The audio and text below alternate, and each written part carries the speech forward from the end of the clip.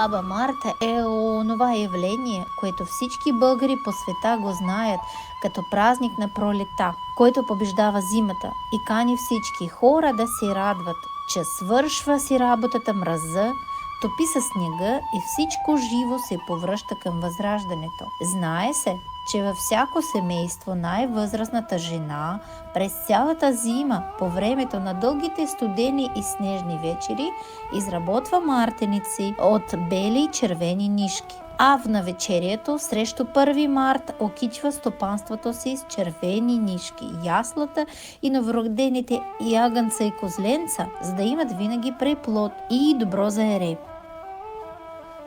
Кошарата, за да се води добитък. Лозата, за да има грозде и живодайно вино. И за да има сирене, едно от основните ястия на българите.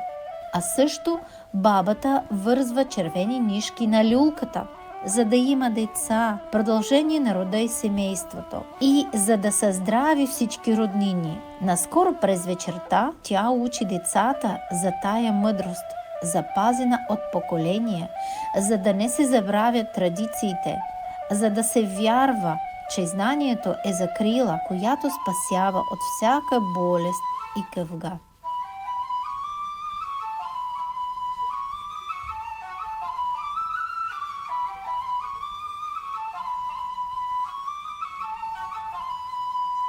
Мартениците са онзи заслон, който закрила българите и всички други, който вярва и знае, че всяка зима свършва и отново ще се радваме на събудената пролет, на цветята, на здравето на всички хора и победата на злите зимни сили.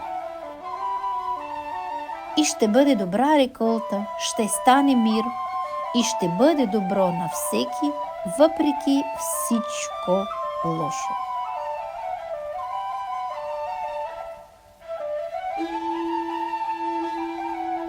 Честита баба Марта на всички!